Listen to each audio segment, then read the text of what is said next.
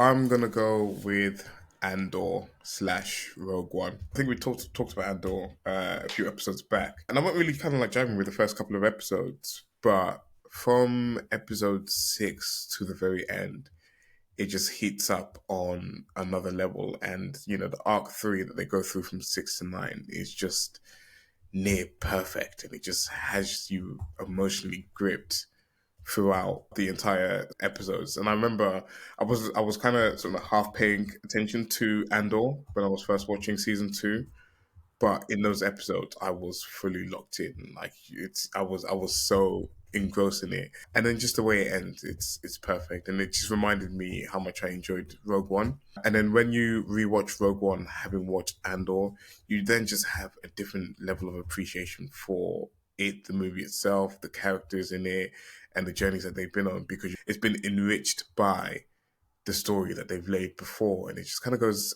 hand in hand. And literally, these, like Andor and Rogue One, are by far the best two things that have come out of Disney Star Wars, for sure, for sure. And for me personally, I could say maybe Star Wars itself. I know that might be a little bit controversial for people that love the original trilogy, but I don't think I've enjoyed Star Wars as much, and it just hits me in the right way, because it's more real, it's more gritty, and it's more human, and it's very morally grey in what it's trying to do. And there's good guys that are having to utilize bad guys tactics to try and do good in the universe. And then you've got people that maybe don't realize that they're on the wrong side of things, and it's just so quite fascinating how everything unfolds. So yeah, Andor slash Rogue One, if you haven't watched it, please go watch it. Even if you don't like Star Wars, it will just literally make you a fan, I would say. Yeah, I'm still stuck on episode 3. Like, Endor season 1 was one of my favorite things in modern Star Wars. I think there's one or two other things that are still worth watching. For one, I think there's half a good movie in the Solo movie, for example, but that's another story. But I just bounced off so hard of the first 3 episodes of Andor season 2, and I'm like, everybody has been saying that it really gets good in the second half, and so I'm definitely going to push forward and hope it pans out for me. But yeah, I've been looking forward to this for like 2 years, and like the disappointment of the first 3 episodes was just so harsh that I just walked away for like 2 weeks. But yeah, I'm definitely gonna catch up on that. Looking forward to hearing your thoughts. Yeah, me too. Is it like, is it a good mixture between like action and drama, or It's basically about the beginning of the rebellion. And so in season 1, it's about kind of the very beginnings, and now the rebellion is coming together, and we're kind of seeing the empire at the height of their power. And there is some action. The first season had like 3 or 4 really big set pieces that were really impressive. But it's more like Dune 1 rather than Dune 2? I'm not sure about that comparison. When I say, I mean in terms of like, because Dune 1 was more like in-house political beef going on, whereas Dune 2 was more the aftermath and more action, if that makes sense. So that's what I mean. Is Andor like more swaying towards like in-house political beef, or is it Dune 2 where it's just like, because you said there was some action, if that makes sense, or they're a mixture of both? I think Herbie can better answer that, right? Because I haven't seen it yet. Overall, I think it's a mixture of both, and what Daniel said was correct in terms of there's a lot of character moments in there. There's a lot of talking. I know people don't always like a lot of talking in stuff, but it's not talking for the sake of talking. They're really building these characters, really fleshing out this world and its ideas and views and stuff like that get you emotionally gripped. And then when it does get to the action, it really pays off the action. Like it makes the build up to the action very much worth it, because you've gone on the journey with the characters to get to that particular moment. So in season 1 there was a heist that they do, and then they're building up to it. And once they get to the heist, it's great action from there. And then in this, there's several action moments across some of the different acts in the series, and for sure, episode 8 was very emotionally gripping. Everything that kind of went down with that. So I think it does both really well, and it doesn't rely on the action to be good, but the action is supplemented by all the character work that they do beforehand. I watched The Last of Us season 2, and there's a big moment that happens in the game which has already happened in season 2, and I thought they absolutely nailed it. I thought it was sort of perfect. The emotion that they captured within it, the intensity, the sort of the just like the feeling of anguish and stuff like that they captured in the episode was brilliantly handled. I know there's a lot of controversy around the second game of The Last of Us. I know there's a lot of controversy around the decisions that they made in it, but to kind of like follow the story along from season 1 to season 2 of The Last of Us, and sort of the acts of like revenge and vengeance and this, that, and the other. I feel like they've sort of handled it so far in 3 episodes really well. It's going to be very interesting to see how the story plays out. So again, I'm a person that played Last of Us Part 1, know that story, but didn't quite play Part 2. So wasn't part of the sort of online outrage of that. So I'm kind of just following the story from, I'd say not fresh eyes, because I know the controversy, but someone that isn't as emotionally scarred from what happened in the game, and is just sort of allowing the season to play out. So yeah, just kind of looking forward to seeing how the the plot develops from here. Is that the controversy where they have some gay people in it, or is that a different controversy? Or was that Oh, season that 1? was that was season 1. No, the controversy is about the choice that they make with a character, and everyone hated the choice they made with the character. And I like. Do I spoil it? Spoiler No, alert! no. I don't. Oh, you don't hear it? Okay, all right. Never mind. Never mind. Never mind. I'll leave it. I haven't watched season 2 yet. No, I'm gonna, but I'll So leave it. just Okay. can you just say very broadly, like just in Um, very broad terms, like did they actually change the character for the better and people are upset about it? Did they change it for the worse? No, Like, no. what's the This deal? this is no. This is a controversy that stems from the game. Like the moment happened in the game, and now it's being acted out in season 2, and it was very controversial at the time. In the game at the time, decision to make around the character, around the characters involved in it, etc. Everyone completely hated it. Everyone kind of threw their toys out the pram for the decision that they made around it. so they stuck to the source So no, material. there's no controversy around how it plays out in episode 2, because by this point everyone knows what's going to happen and everyone knows what the story is. But it's just interesting to kind of like see it play out in sort of a series format compared to sort of a video game format where it seems like everyone was very attached to. Yeah, okay. I don't want to say too much without spoiling, but And yeah. presumably in the game you have the ability to make another choice. No, And here you don't. In the game, the developers made the choice, and no one liked Okay. the developers' choice very much. I see. Okay. So the best thing I saw this week was The Departed, which is a 2006 crime thriller by Martin Scorsese. I'd heard of The Departed many times, and it was kind of on the list of great movies I should see one day, but nobody's ever really given me a specific reason to watch it. Everybody just said how great it was, but not necessarily what it was about or why it was so great. And so kind of put it on more or less at random one evening, and it's pretty amazing. So it's essentially the story of this corrupt cop who informs for the Boston mob, and a cop who goes undercover in the same mob, and they essentially become antagonists, and they engage in this cat and mouse game where they try to kind of out each other before they get killed. And the entire thing is a very tightly acted, tightly written character drama about identity and trust and purpose and right and wrong. And like normally those are very broad themes where I kind of roll my eyes a little bit, where that's kind of film student stuff, right? If somebody says, oh, make a movie about identity, but actually this one really does it properly, because everybody in this movie is playing a role and has a real identity and is playing multiple roles at the same time. And they kind of have to manage how they're perceived by other people. And if they get it wrong, they might get killed. So it's very high stakes. It's very cutthroat. And it's just all around a good time. So that's my recommendation for the week.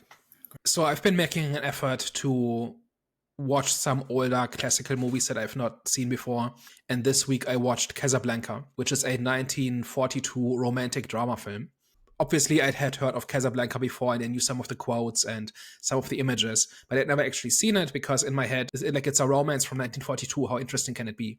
But then I sat down and watched it as a chore almost. But very quickly, I realized that it's not quite what I'd heard it was.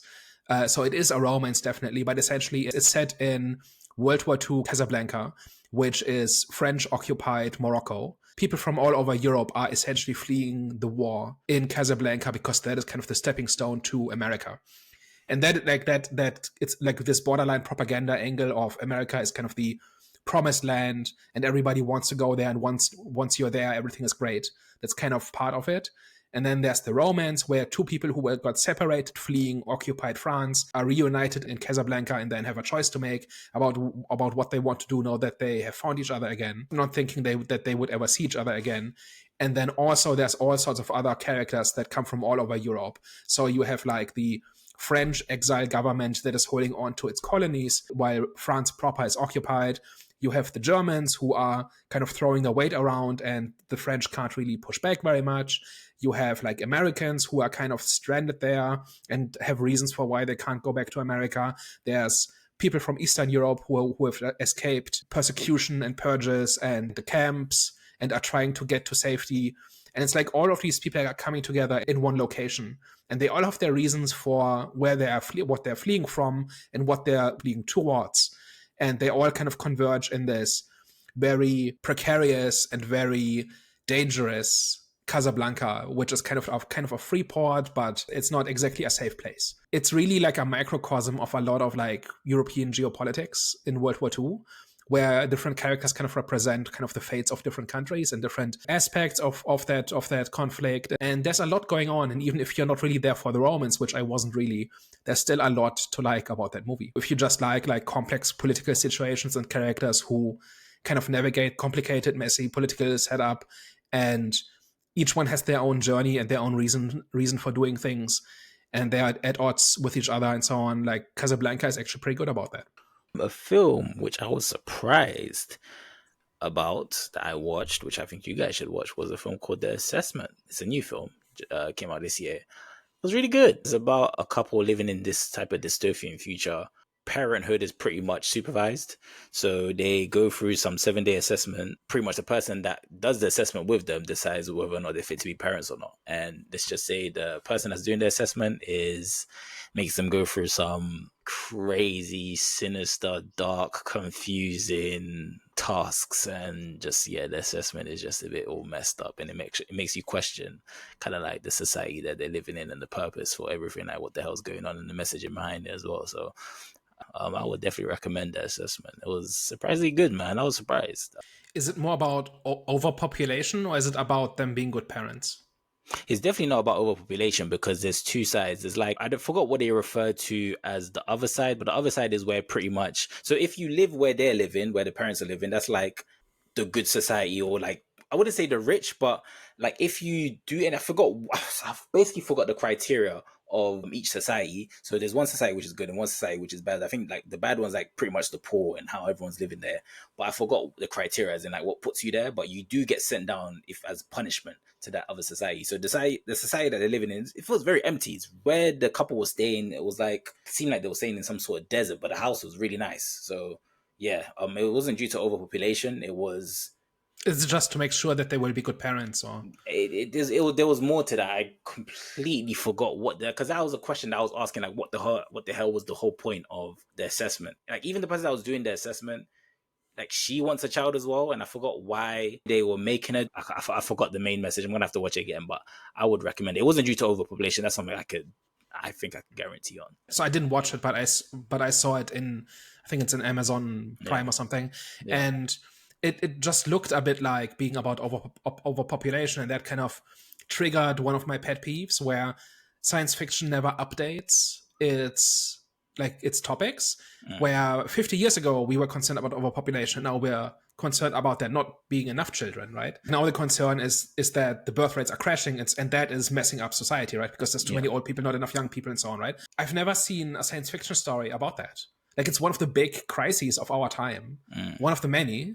And I've never seen a sci-fi movie about this, about a world in which that has gone bad, or where this might lead. So that was kind of my first association when I saw the assessment, because normally if you need a license to have children, it's because there are too many children, right? Or too many people. But now that you say it's not about that, I might check it out actually, because it sounds like it's doing something different. Yeah, we're gonna check it out because I didn't mention nothing about overpopulation. I don't know if I was zoned out, No, but but I'm sure. like for 50 years, science fiction has been talking about like Soylent Green is one of Yeah, yeah. those where 50 years ago there were predictions about how there would be 20 billion people in the world and we would be overcrowded and resource depletion or whatever. And it's not happening because it turns out that like in every country, people stop having children when they industrialize, right? And science fiction has not caught up on that. And like this stuff not being updated and us telling stories about things that people 50 years ago were afraid of. It's kind of one of my big pet peeves in science fiction. And so I thought it was about that. Like when I read the description and like saw the pitch and all of that. But I'm glad to hear it's not. Wait, I think I might be wrong. I think it might be. Sorry.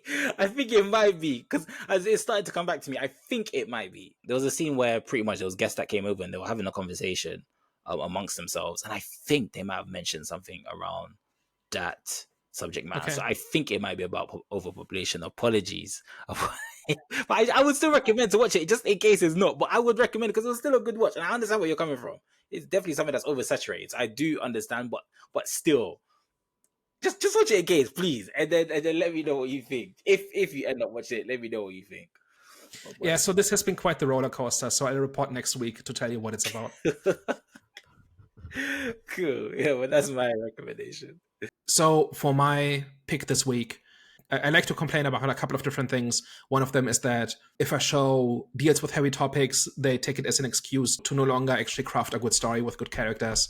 Another one is that there are very few shows where you can just watch an episode and have a good time with it and then move on with your life. Like not everything has to be an 8-hour movie.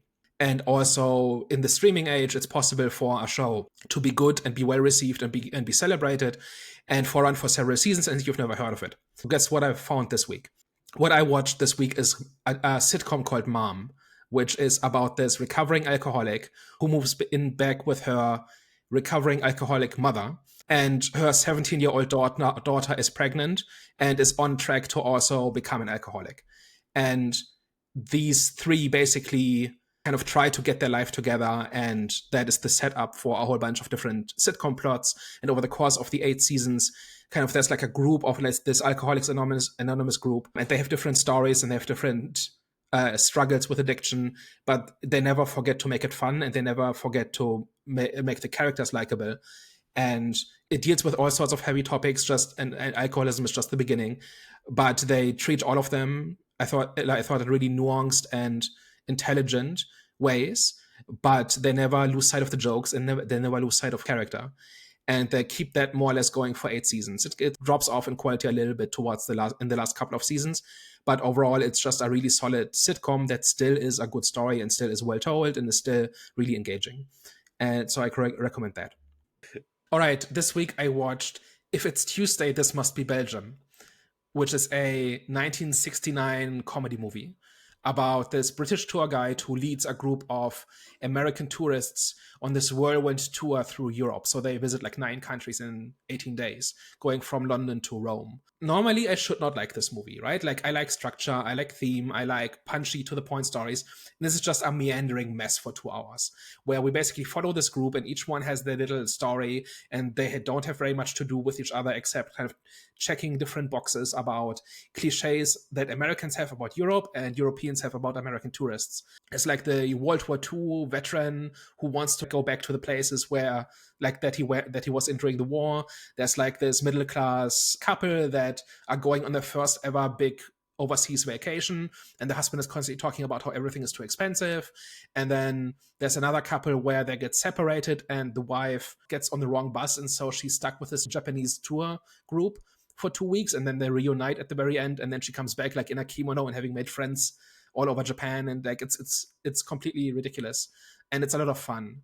It's like has a lot of heart, and I think because of this ensemble structure, if you don't like one character or don't like one of the stories, there's 5 more that you might like, and like the entire thing is just fun. It's just like it's not especially funny, but it is just like a comfortable watch. There's a whole bunch of different stories in there that kind of I like. It's almost like slice of life, where these different characters just have different reasons for going on this tour, and they have different reactions.